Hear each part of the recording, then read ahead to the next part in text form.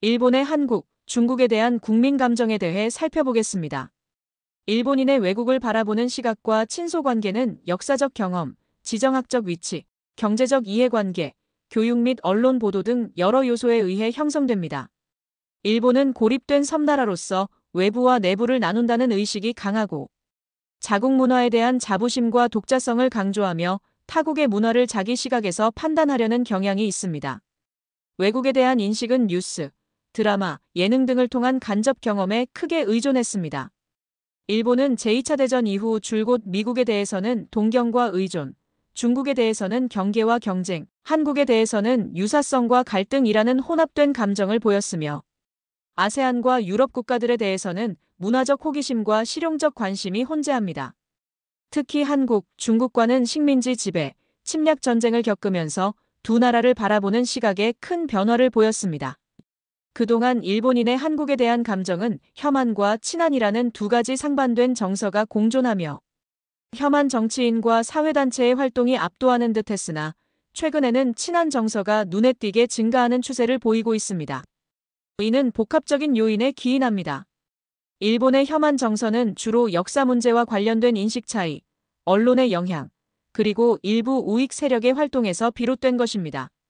한국을 바라보는 일본인들의 시각은 시대별로도 차이를 보였습니다.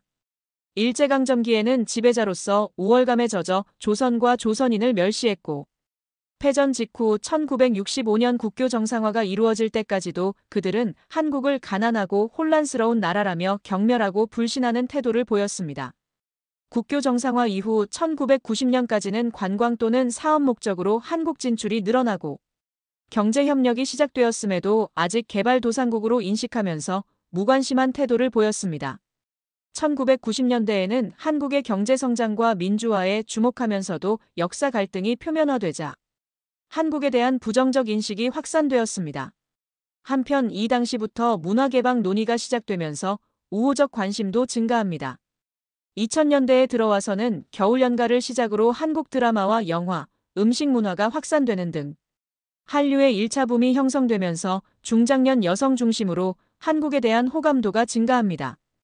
이 당시 한국 문화에 대한 수용성이 확대되고 민간 교류가 활발해졌으며 한국에 대한 호감도가 40% 이상까지 치솟았습니다. 2012년부터 2020년까지는 역사 문제와 외교 갈등이 격화되면서 반감이 고조되고 혐한 세력의 활동이 왕성해집니다. 2012년 이명박 대통령의 독도 방문, 2015년 위안부 합의 후 파기, 2018년 한국 대법원의 강제징용 배상 판결, 2019년에는 일본 아베 정부의 한국에 대한 수출 규제 및 백색 국가 제외 결정이 이루어집니다. 이 시기에 산케이, 요미우리 등 우익 언론이 중심이 되어 반한 감정을 부추기고 SNS 등에는 혐한 표현이 급속히 확산됩니다. 그 결과 한국을 싫어한다는 여론이 크게 높아지고 한일 관계는 역대 최악 수준으로 치닫게 됩니다. 2021년 이후 현재까지는 한류의 2차 붐이 형성되면서 양극화된 감정이 공존하는 양상입니다. BTS, 블랙핑크, 오징어 게임 등 한류 콘텐츠의 인기가 패션, 화장품, 음식 등 한국 문화 전반으로 확대되고 젊은 층을 중심으로 한국에 대한 호감도가 높아졌습니다. 그러나 보수층은 여전히 역사 문제에 민감하며 한국의 비호감을 유지하고 있습니다. 정치적으로는 냉담하지만 문화적으로는 열광하는 감정이 대세입니다. 이처럼 역사와 정치 문제는 불신과 거리감을 느끼게 하고 문화 콘텐츠와 소비 문화는 친근감과 호감을 불러일으키는 요소입니다. 어느 이슈가 더 부각되는가에 따라 호감과 비호감 여론이 바뀌고 이는 여론조사에 그대로 반영됩니다. 일본 외무성 및 민간조사에 따르면 2004년에 한국에 호감을 갖고 있다는 여론이 51%, 비호감을 갖고 있다는 여론이 37%였는데 2019년에는 그 비율이 각각 20%와 70%로 뒤바뀌며 역대 비호감 최고치를 경신했습니다. 2024년에는 호감도가 40% 전후, 비호감도가 45 내지 50%로 어느 정도 균형을 이루었습니다. 외교적 갈등이 격화될수록 비호감도가 높아지지만 문화적 호감도는 꾸준히 상승세를 유지하는 경향이 뚜렷합니다. 한국에 대한 감정은 세대 간에도 뚜렷한 차이를 보이는데 고령층은 경계감이 훨씬 우세하고 젊은 층은 우호적인 편입니다. 혐한 감정의 원인은 다양합니다. 식민지배, 위안부 문제, 강제동원 등 역사 문제가 가장 큰 원인입니다. 일본인들은 식민 지배의 가해자로서 책임을 인정하고 진정한 사과를 보여줘야 한다는 한국의 입장에 동의하지 않는 듯합니다. 일본 정치인의 야스쿠니 신사참배는 한국인에게는 모욕으로 여겨지지만 일본 내에서는 개인적 신념의 문제로 치부되는 경향이 있습니다. 독도를 둘러싼 영토 분쟁 역시 양국 간 갈등의 핵심 요소입니다. 일본 교과서는 독도를 한국이 강제 점령 중인 일본 땅으로 기재하고 있으며 그런 교육을 받은 일본인들은 독도에 대한 한국의 실효 지배에 비판적입니다. 일본 미디어의 영향도 큽니다. 일본 내 주류 언론은 한국 관련 소식을 자신들의 정서적 관점에 짜맞추어 전파하고 이를 다시 한국 미디어가 재인용하는 악순환을 통해 상대국에 대한 정서를 악화시킵니다. 일부 분석에서는 일본의 국력은 쇠락하는데 한국의 국력은 급속히 부상하면서 형성된 경계심과 불안감이 결합되어 반한 정서를 증폭시킨다고 주장합니다. 일본의 국민성에 비추어 그럴듯한 주장입니다. 지금으로부터 50년 전 한국은 일본과 비교할 수 없을 정도로 낙후된 개발도상국이었는데 지금은 자국과 어깨를 나란히 하는 아시아 선진국이 되었고 노동자들의 급여나 생활 수준이 자신들보다 높아졌다는 소식을 접하면서 일본인들의 한국에 대한 질투심과 반감이 커진 듯합니다. 한국 문화의 글로벌 확산이 우월의식에 젖어있던 일본인들의 심사를 불편하게 만든 측면도 있습니다. 일본은 만세일계의 천황이 지배하는 제국으로서 아시아를 대표하는 우월한 문화를 지녔다는 자만감에 젖어 있었는데 갑자기 식민 통치를 받았던 한국의 문화 콘텐츠가 인기를 누리며 세계로 확산되자 이를 시기하는 감정이 혐한 감정을 부추겼다는 주장입니다. 일본의 혐한 세력은 정치권, 보수우익 언론 및 미디어, 시민단체, 온라인 커뮤니티 등에 광범위하게 퍼져 있습니다. 정치권에는 아베 신조, 스가 요시히데, 아소 다로, 기시다 후미오 등 보수 우익 정치인들이 한국과의 역사 문제에 단호한 태도를 보이며 보수층 결집을 주도했습니다. 오사카 지역의 우익 정당 일본 유신회는 악의적 발언을 자주 쏟아내면서 혐한 유튜버들과도 연계를 유지했습니다. 이밖에 자민당 내 우익 계파는 반성은 끝났다느니 한국은 신뢰할 수 없는 국가라는 등의 강경 발언을 일삼았습니다. 언론 및 미디어 쪽에서는 산케이 신문이 대표적인 혐한 언론으로 한국 관련 기사에서 일방적 비난을 빈번하게 쏟아냈으며 그 계열사인 후지TV도 기회 있을 때마다 혐한 방송을 송출했습니다. 우익 오피니언 매체인 윌, 정론, 월간 하나다 등이 혐한 논조의 기사를 자주 내보내고 여러 유튜브 채널과 익명 커뮤니티들이 혐한 영상, 조롱, 가짜뉴스 등을 확산시키며 혐한몰이를 선도했습니다. 시민단체와 행동세력 중에는 재특회가 제1특권 철폐를 주장하며 제1한국인에 대한 혐오를 조장하고 한때 정당으로 활동했던 일본의 마음이 제1동포와 한반도 문제에 반감을 표출하며 우익 단체들과 반한 시위를 개최했습니다. 2020년 이후에는 한류 3.0 시대로 진입하면서 젊은 세대의 긍정적 인식 확산, 윤석열 정부의 한일 정상외교 복원 및 혐오 표현에 대한 규제 움직임 등으로 혐한 정서가 다소 완화되는 양상입니다. 앞으로 일본인들의 혐한 정서가 어떤 방향으로 전개될지 점치기 어렵지만 국내 위기 때마다 우익 정치인들이 혐한 감정을 정치적으로 이용할 가능성이 상존하고 역사 갈등은 여전히 민감한 뇌관으로 남아있어서 혐한 정서는 언제든지 재확산될 수 있습니다. 한국에 대해 긍정적인 젊은 세대는 기성세대에 비해 훨씬 실리적인 문화 소비층을 형성했습니다. 일본의 지세대는 K-팝, 드라마, 영화 등 한국 영상 콘텐츠를 넘어 식음료, 패션, 뷰티, 심지어 한글까지 다양한 한국 문화를 적극적으로 소비하며 한류 열풍을 주도하고 있습니다. 2000년대 초반에는 K-드라마에 매혹된 중장년 여성층 중심이었다면 최근에는 OTT 플랫폼을 통해 드라마 등 K 콘텐츠를 즐기는 중장년 남성들도 크게 증가했습니다. 친한 정서가 확산되는 원인은 다양하지만 가장 중요한 원인은 한류의 인기입니다.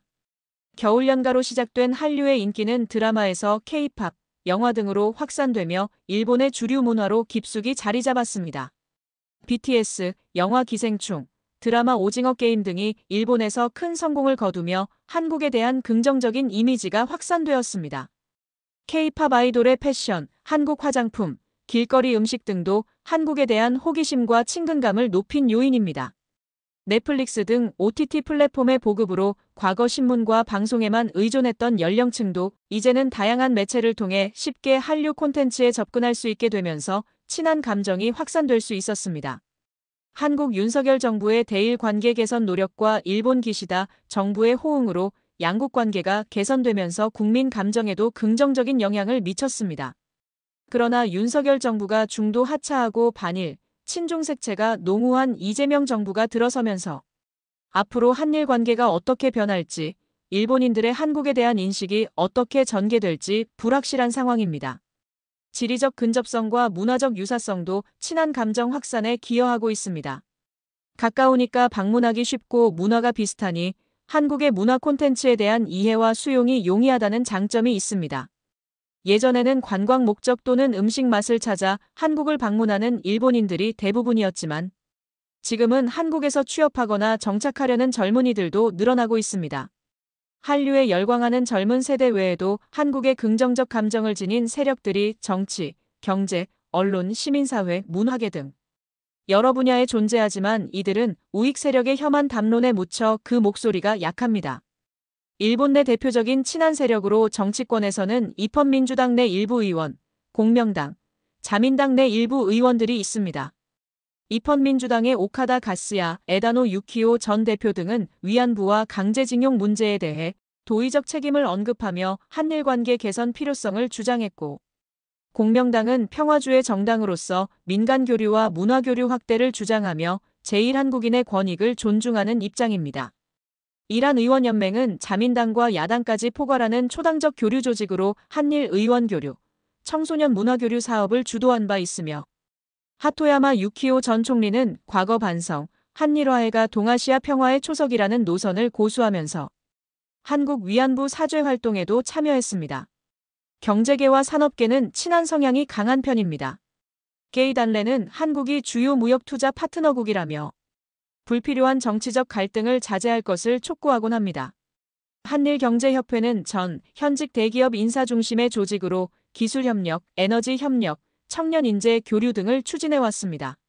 자동차와 전자산업의 주요 기업들은 한국의 삼성, LG, 현대차 등과 부품 및 기술 협력을 통해 공급망 안정을 달성해야 한다고 강조합니다. 지방 중소기업들과 자치단체장들도 한국과의 관광, 인적교류, 기술협력을 지속하기를 희망합니다. 언론 및 문화계에서는 아사히신문, 도쿄신문, 일부 문화평론가와 방송계 인사들이 친일적 성향을 보였습니다. 아사히신문은 위안부와 식민지 문제에 대한 일본의 도의적 책임을 강조하며 한일 갈등의 우려를 표명하는 입장이며 진보 성향의 도쿄신문은 혐한 담론을 반박하며 혐오 표현에 대한 규제 강화를 주장했습니다.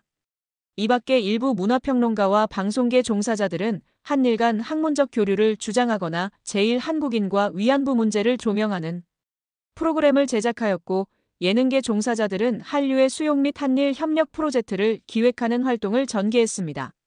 학계와 지식인 중에서는 지안파인 도쿄대 명의교수 와다 하루카, 역사학자 야마모토 요시타카 등이 한일 화해를 위한 활동, 일본의 과거사 책임 논의 등을 통해 균형 잡힌 관점을 보여주었고 일한문화교류기금, 일본국제교류기금 등은 학술문화 지원, 학생교류 및 공동연구 등을 지원했습니다.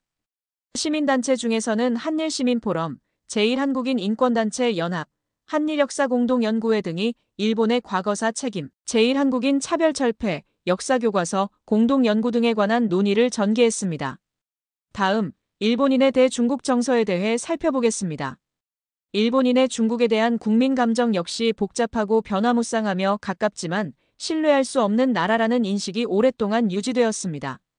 역사적 갈등, 안보 위협, 경제적 의존관계, 문화적 거리감 등이 복합적으로 작용하면서 혐중 정서가 압도하고 있습니다. 역사 문제에서는 만주사변, 중일전쟁, 난징사건 등이 핵심 갈등 요인인데 일본은 이미 사과했다고 주장하고 중국은 불충분하다고 주장합니다. 정치적으로는 중국의 권위주의적 정치체제와 표현의 자유 제한 및 반일 교육 등이 갈등 요인이고 군사적으로는 중국의 군사력 강화, 대만과 센카쿠 분쟁이 일본인들의 인식에 나쁜 영향을 미치고 있습니다. 경제적으로는 중국 정부의 개입이 불공정하고 정치적이라는 불신감이 존재합니다.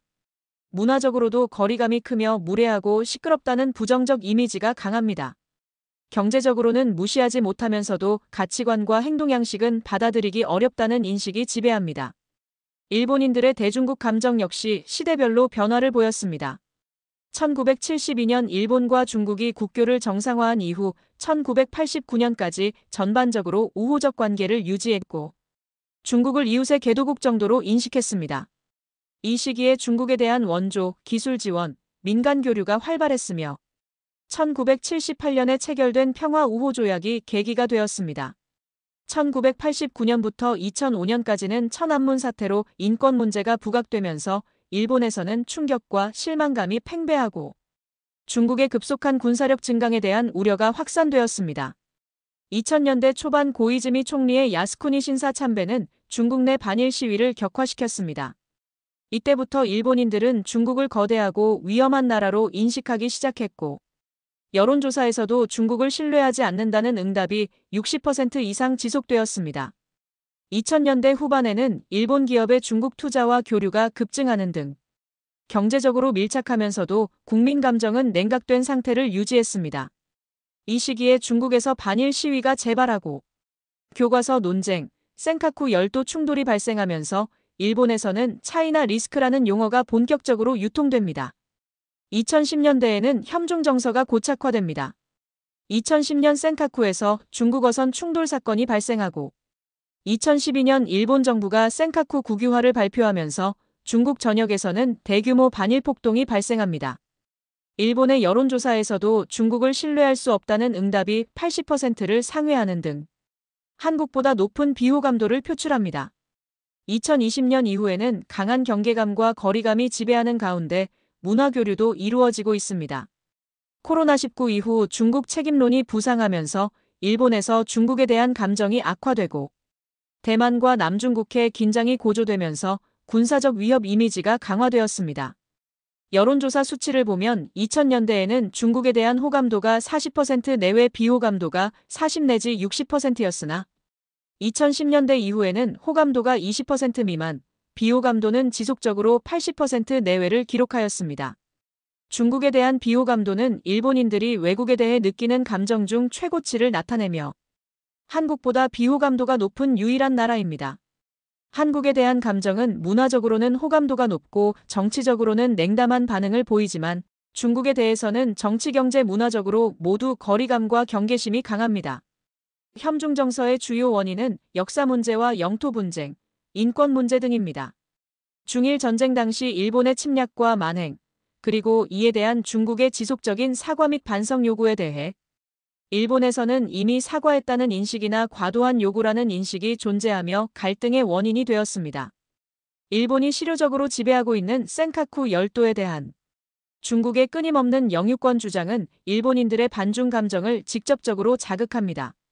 중국 해경선이 주변 해역에 진입하는 일이 잦아지면서 안보 위협으로 인식하기도 합니다. 중국의 패권주의와 군사력 증강도 현중 정서의 원인입니다. 중국이 국제사회에서 자국의 영향력을 확대하기 위해 행하는 강압적인 조치들이 일본인들에게 경계심과 반감을 불러일으킵니다. 중국의 급격한 군사력 증강과 동중국해, 남중국해 등에서 행하는 시위에 대해 일본인들은 안보 위협으로 인식합니다. 이 밖에 중국 내 소수 민족 인권 탄압, 홍콩 민주화 운동 탄압 등 인권 문제, 중국의 불투명한 경제 시스템과 일본 기술 훔치기, 공산당의 엄격한 정보 통제 등도 일본인들의 반중 감정을 격화시키는 요인들입니다. 일본 내 현중 세력은 정치권, 언론 및 미디어, 사회단체 등에 광범위하게 퍼져 있습니다.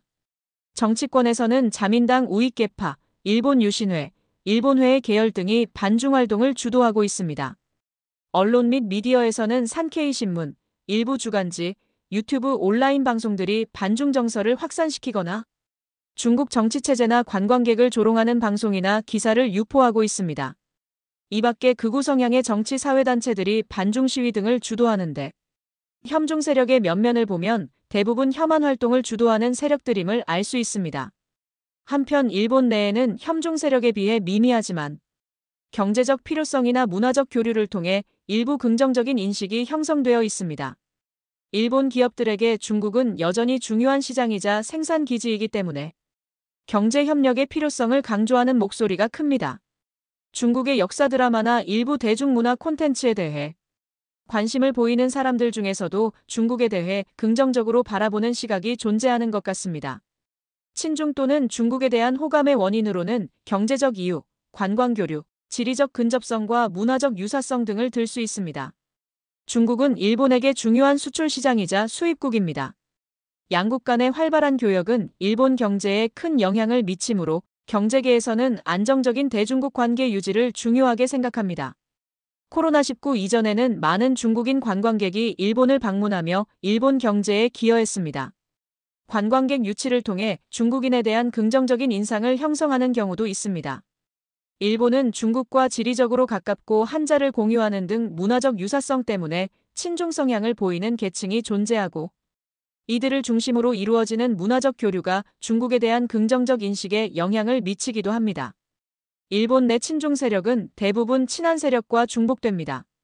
정치권에서는 동아시아 공동체론을 지지하거나 한국, 중국과의 관계를 중시하는 입헌민주당 내 인사들, 공명당, 일부 지방자치단체장 등이 중국에 호의적 반응을 보입니다. 이들은 친중파라고 하기보다는 경제협력 관계를 중시하는 온건파라 부르는 게 적절할 것입니다.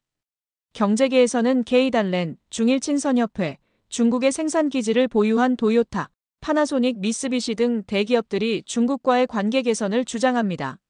학계와 문화단체에도 중국과의 교류와 협력 강화를 주장하는 인사들이 존재합니다. 결론적으로 일본의 중국에 대한 감정은 반중 정서가 지배적입니다. 이는 역사 문제, 영토 분쟁, 중국의 군사력 증강 등 구조적이고 민감한 사안들이 상존하기 때문입니다. 경제적 상호 의존성이라는 현실적 요인 때문에 관계 개선을 요구하는 목소리가 존재하지만 중국의 태도 변화와 양국 간 민감한 현안 해결 노력 없이는 일본 내 반중 정서가 크게 완화되기는 어려울 것으로 보입니다. 이상 일본의 한국, 중국에 대한 국민 감정을 살펴보았습니다. 시청해주셔서 감사합니다.